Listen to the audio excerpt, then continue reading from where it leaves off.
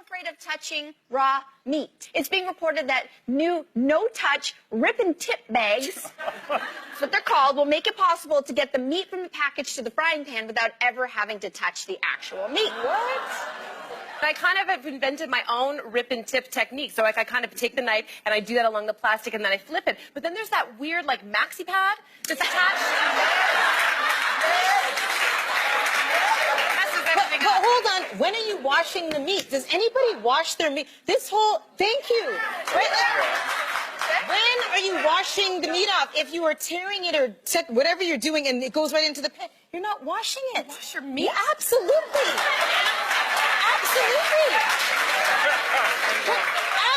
Maybe it's a West Indian thing. It could be West Indian. I wash the meat and I also use lemon and I put lemon and... I'm like, what do you mean you're ripping the bag and throwing it into the frying pan? If you're black, we cannot be friends. Go fucking die, you ugly ass black people. Black people are trash. They need to die. Like, I fucking hate black people. They're so annoying.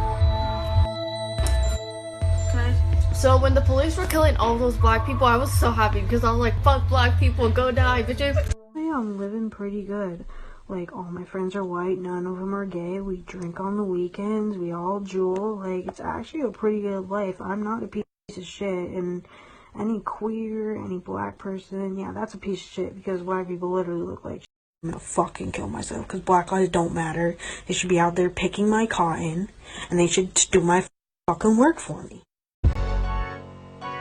Umbrella, she's up, she's up. Another level of shit you can't even understand. What is good, my people? We are live back again with another episode of The Forecast.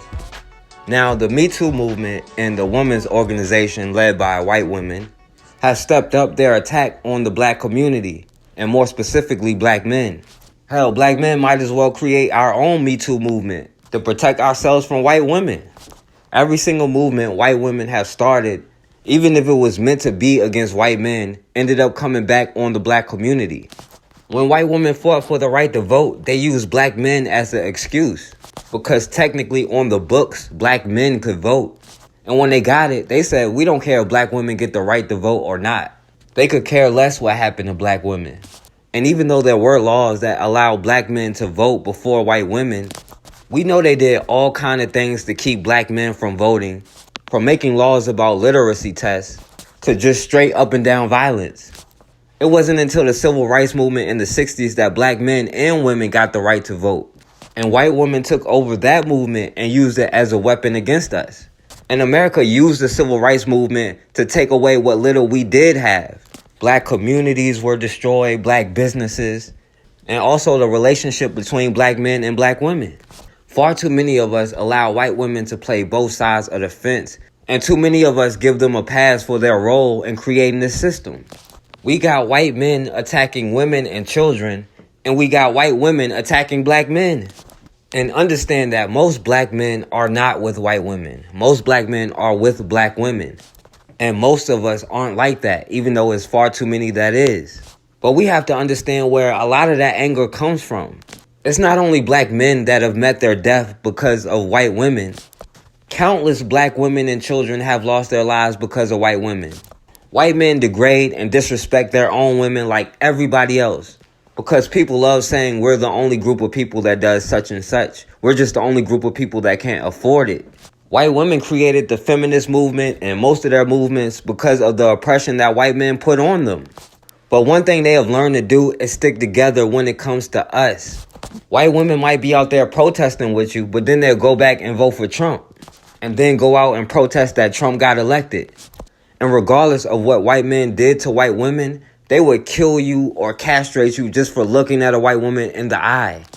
Almost every race riot in America, white women have been in the center of it.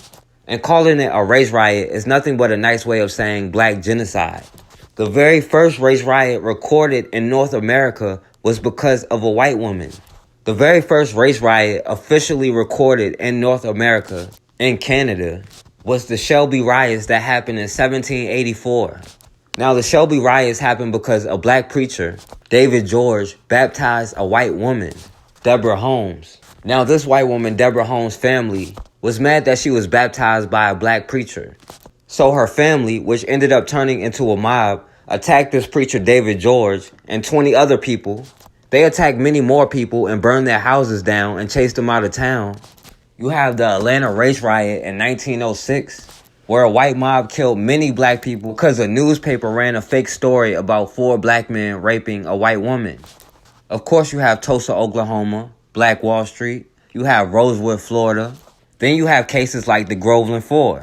A pardon more than 60 years overdue for the Groveland Four. The young black men were wrongfully accused of raping a white woman, then arrested and beaten. One of them killed. He was accused, put in jail, tortured for something that he did not do. Tonight, at long last, their names are finally cleared. Today's hearing was decades overdue to those young men and their families. Good evening, I'm Greg Warman. And I'm Martha Sagowski. Channel 9's Karen Parks joins us live in the studio. And Karen, this was a very emotional day for people on both sides of this case. Martha, family members of the Groveland Four spoke today. We heard from the alleged victim, Norma Padgett. We also heard from Gilbert King, the author of Devil in the Grove, which tells the story of racial injustice in Lake County decades ago. So is there a motion to approve the pardon? So moved. It's a day that may allow the Groveland Four to finally rest in peace. In 1949, 4 young black men, Ernest Thomas, Charles Greenlee, Walter Irvin, and Samuel Sheppard, were powerless.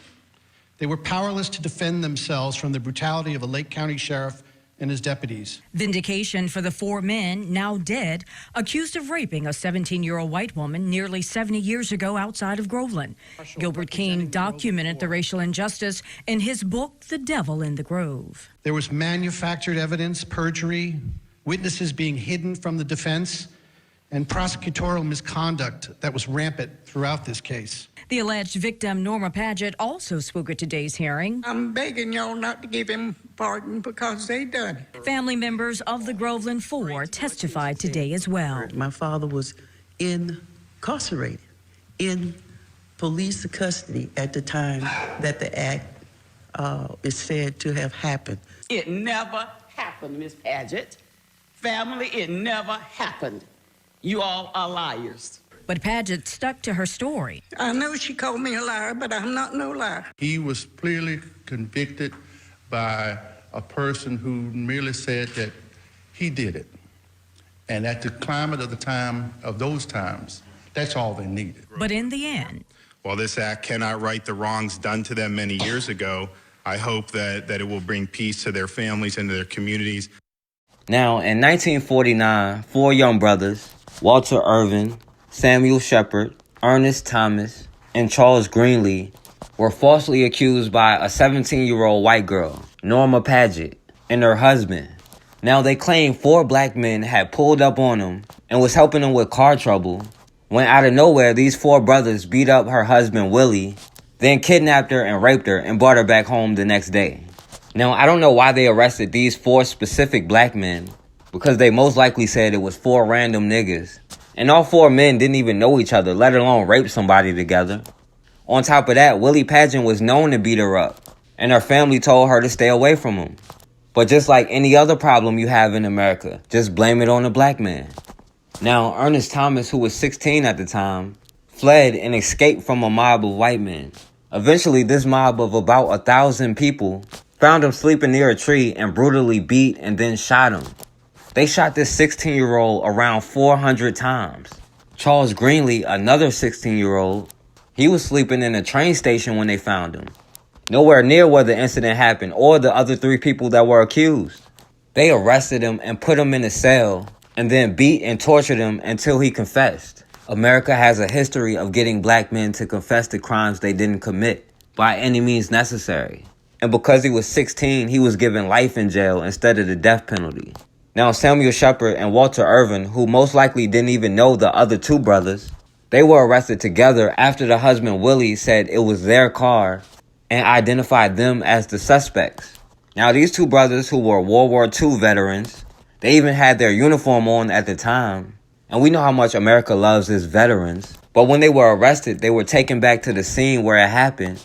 And even though all the evidence they found clearly showed it wasn't them, The police started beating them with clubs, punching them and kicking them. I guess they were calling it interrogation. And as part of the investigation, they arrested them, tied them up in the basement, and then beat them until they confessed.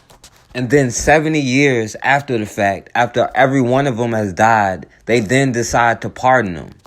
In July 1949, a 17-year-old girl from Central Florida accused 4 black men of rape. 2 were killed, one by a mob, the other by the sheriff, while 2 others served a dozen years in prison. Now, as Mike Vasalinda tells us, Governor Ron DeSantis and the Clemency Board have righted a 70-year wrong.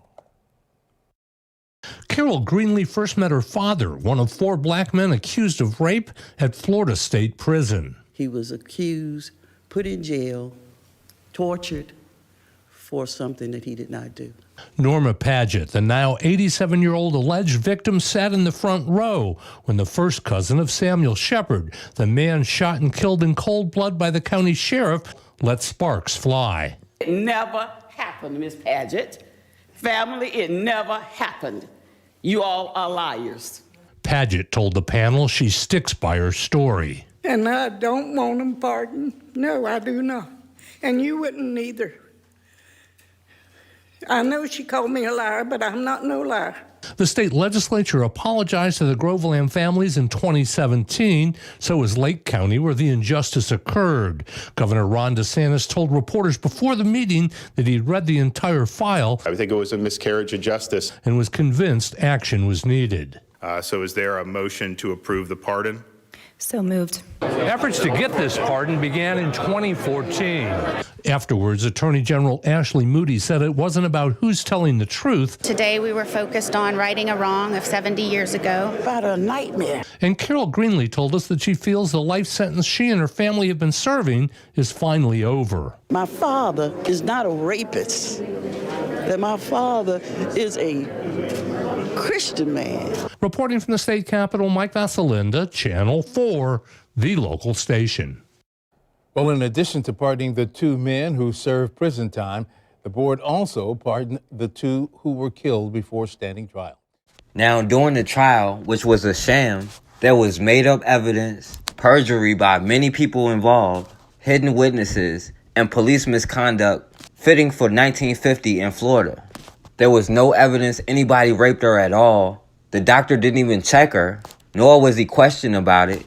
And there was even a letter from the family that said the rape never happened. And they swore the whole family to secrecy. This woman, Norma Padgett, was forbidden from talking to the media because she kept mixing up her story. But an all-white jury still sentenced Samuel Sheppard and Walter Irvin to death, and Charles Greenlee to life in prison. Then in 1951, Thurgood Marshall filed for an appeal, and he got them a new trial. When the Sheriff Willis Mccall, who was in charge during every other incident, he ended up shooting both Samuel Sheppard and Walter Irvin on the way to take them to trial. Samuel Sheppard died at the scene. He got shot in the head. Walter Irvin ended up surviving. He said the last thing he remembered, the cop noticed he was alive and then put 1 bullet in his neck, and he passed out.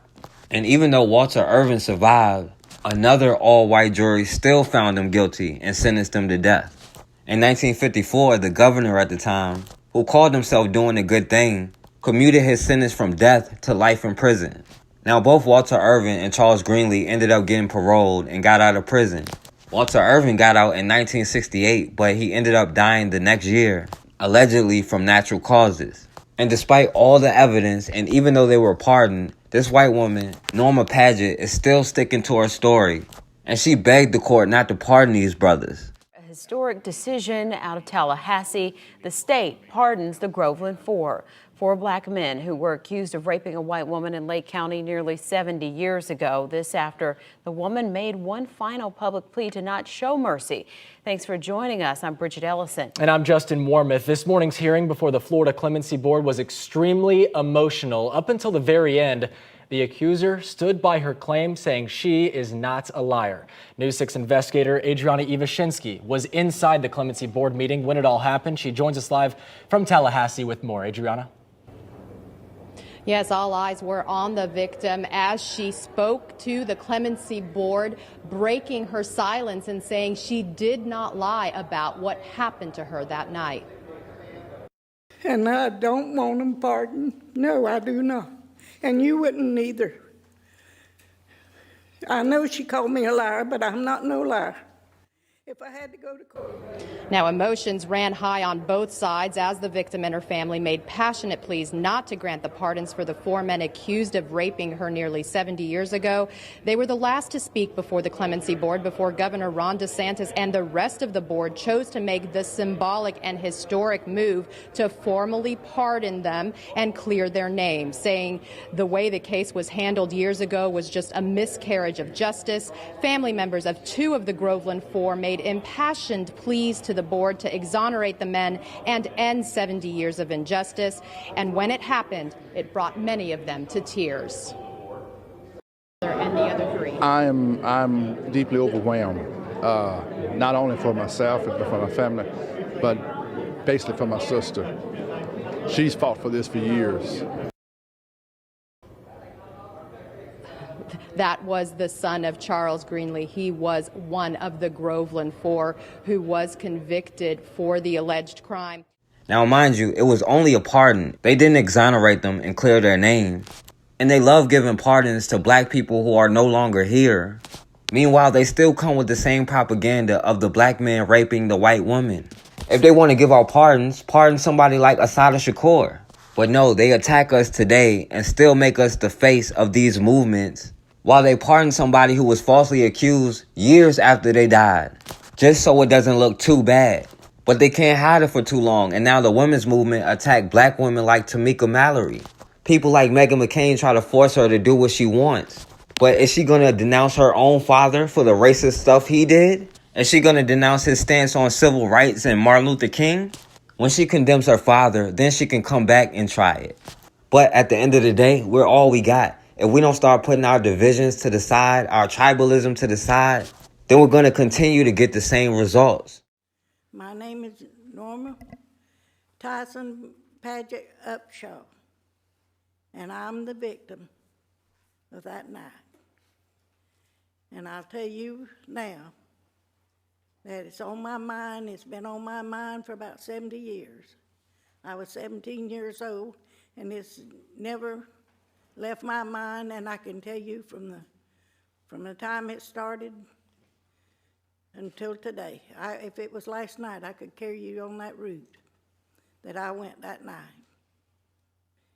And I'll tell you this, if you had a gun held to your head and told you if you screamed and didn't do what they said, that they'd blow your brains out, so what would you do?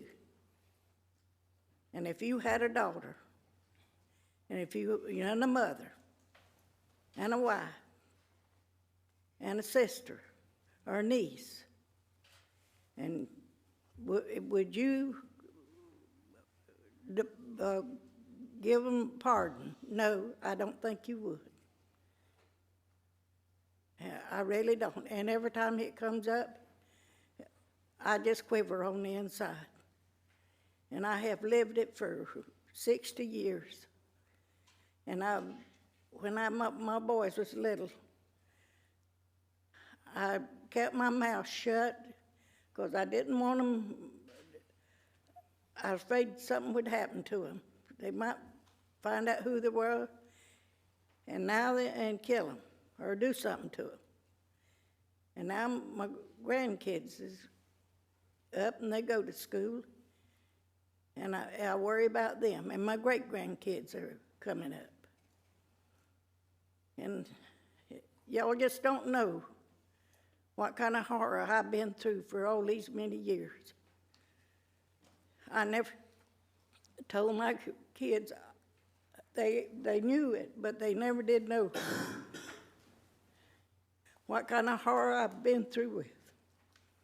And I love each and every one of them. And I don't want them pardoned. No, I do not. And you wouldn't either. I know she called me a liar, but I'm not no liar. If I had to go to court today, I could tell you the same story that I told then. And right now, my nerves are so bad, and I'm quivering on the inside. I can't help it. And I'm begging y'all not to give him pardon because they done it. And y'all can, your minds might be made up. I don't know.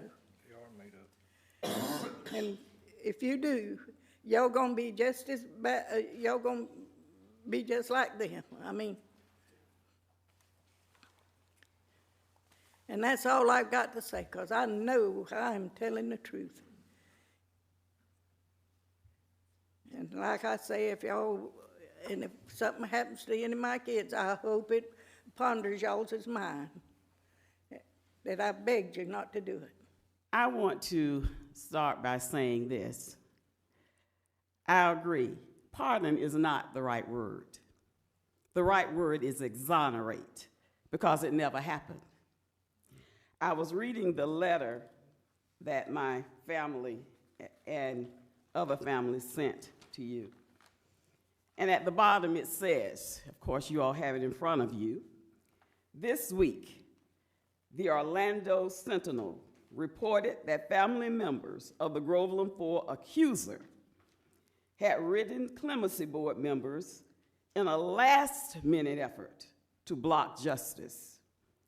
Though we are saddened by their action, it does not appear they have countered any of the overwhelming evidence of innocence.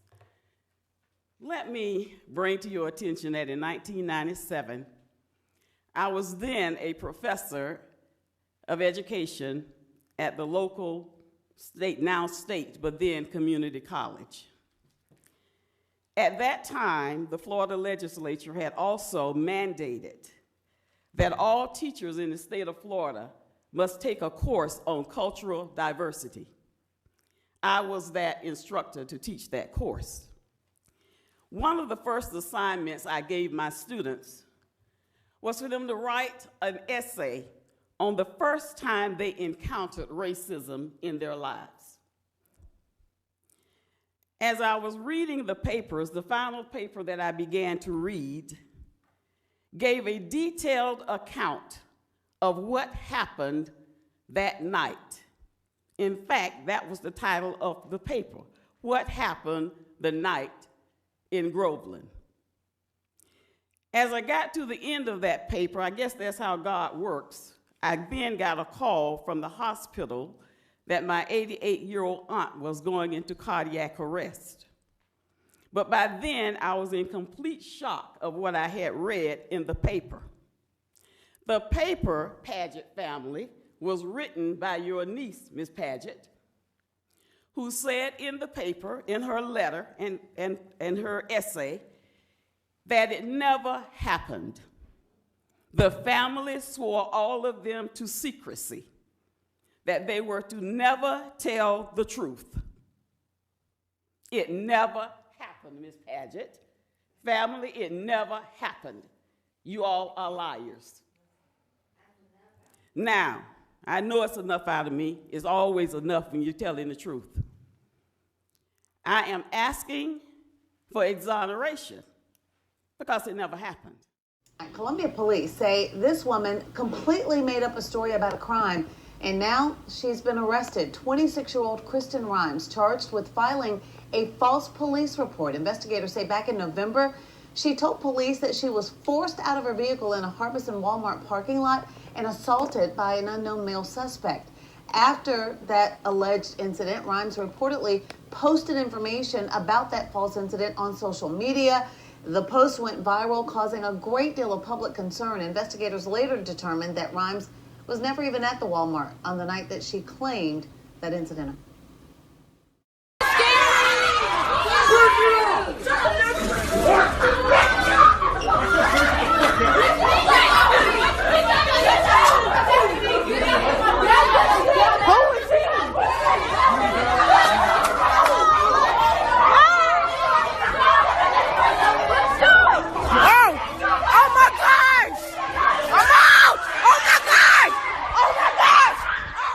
We told you about a racially abusive video made by Wayland High School students. The district is now investigating. Now we're hearing from parents who say the problem goes way beyond a single video. 24 Hour News 8's Barton Dieters has this story now from Wayland tonight. Here, the Wayland superintendent says he stands behind a statement saying they're looking into the issue. Parents say that's typical of how things are handled here. Ashley Penny has a 9-year-old son, Deshaun, who's been attending elementary school in the Wayland district since the start of the school year just a few weeks ago. Penny's husband and her son are black. He is told he's dirty. He's a dirty N-word. So he's been coming home and pretty much scrubbing himself raw, thinking that that's going to make him turn white again. Like most boys, Deshaun worshipped his dad until he started attending school here after attending Wyoming schools where everything was okay. Lately, my son is embarrassed. He doesn't want his dad around. He doesn't want him going in public with him. He's just going to get bullied even more in school. She said the situation has not been addressed by the district. We were contacted by other parents who said they have seen and experienced racially charged bullying, including one mother who did not want her last name used, who pulled her 2 sons out of Wayland schools and now sends them to Kentwood. It's pretty intense in Wayland. Yeah. And when you say something to the police, they tell you that it's freedom of speech. We had to use that example of when his father asked somebody not to call him the N-word, how his father was deemed as a threat. Those are tough conversations to have with a 6 and 8-year-old boy. Just kind of, brush it off type thing, and it's not something that we can just brush off, not when it's coming down to his mentality. It's messing with him mentally. I'm hurt. I'm baffled. It's frustrating. We'll remain on the case here to see what, if anything, school officials discover as a result of their investigation. Flee, flee, flee. Nej, flinch. Jag känner sig gå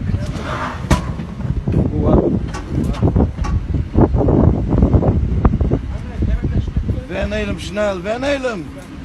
Wen helm snel.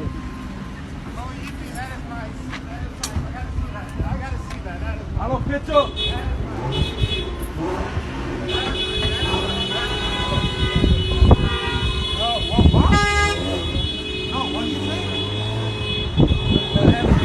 What are you gonna do?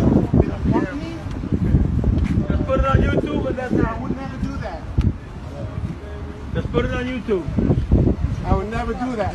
Oh, this is so great. The guy worked his ass off for a half hour. Stuck me by the pump. You work in the wrong precinct. You work in Harlem. They'll kill him over there.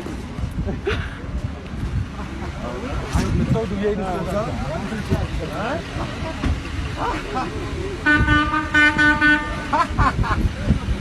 What a loser! What a loser! What a loser! What a loser!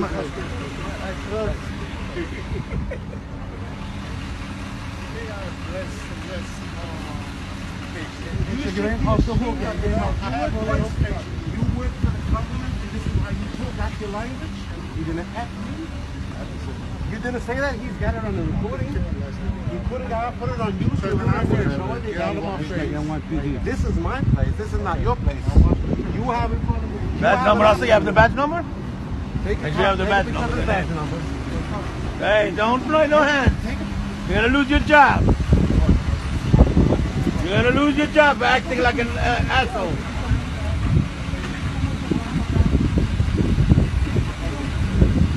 You'll find them in Harlem. We reached a place here now where I'm pretty comfortable with this. I mean, I'm at peace in my soul with this, and I'm confident that what I have done has been true and right and just and honest. And a bunch of those folks over there, I don't condemn anybody, especially not to eternity, but I'm very comfortable standing before God and answering to all of this. You wrote that Wilders understands that culture and demographics are our destiny. We cannot restore our civilization with somebody else's babies. This is being condemned by many regions of American politics and citizenry. What did you mean?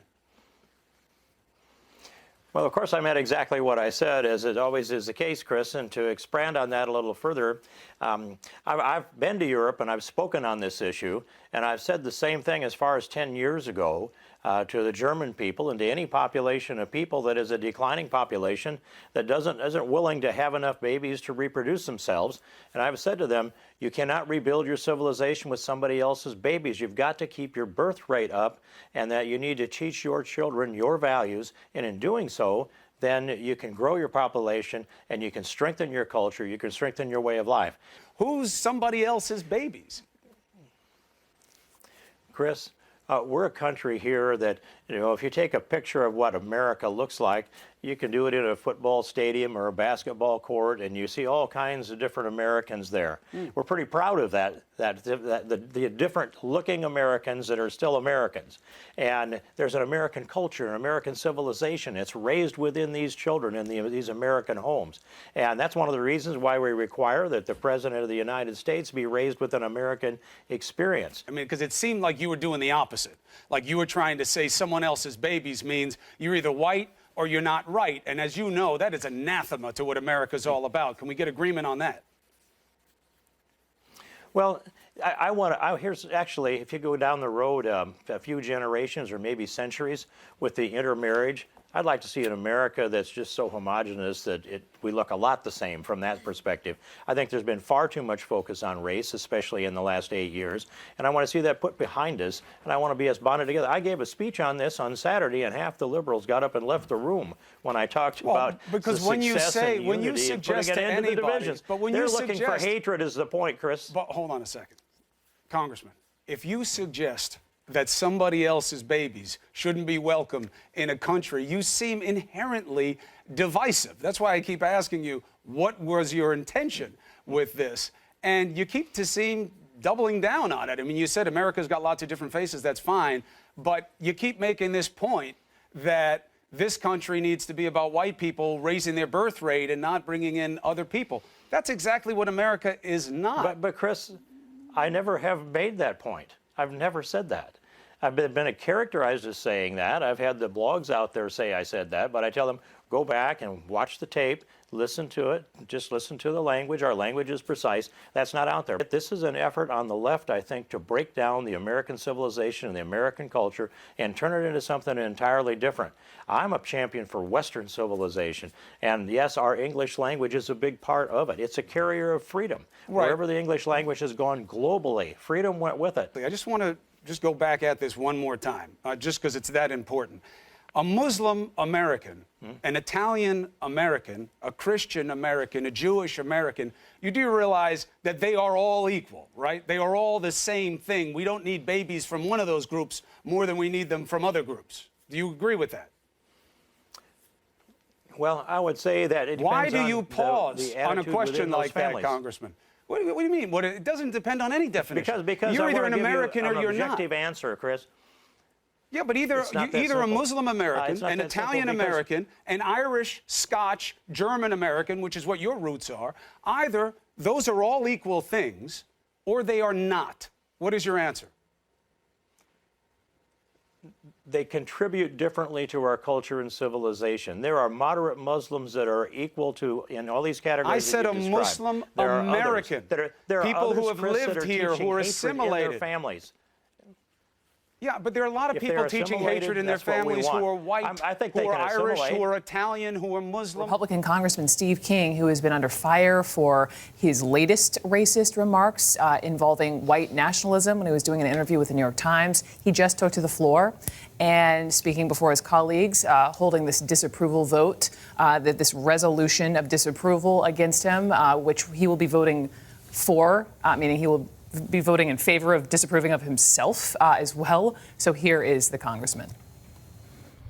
And I look at this language that's here, this resolution, that the House of Representatives once again rejects white nationalism and white supremacy and hateful expressions of intolerance that are contradictory to the values that define the people of the United States.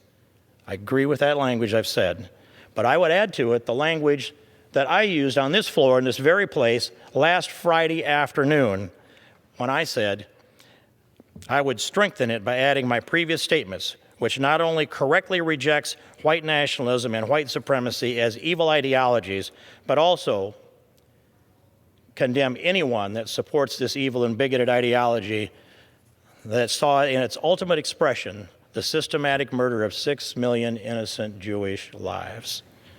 That's where I stand. That's what I believe. So I want to compliment the gentleman from South Carolina for bringing this resolution.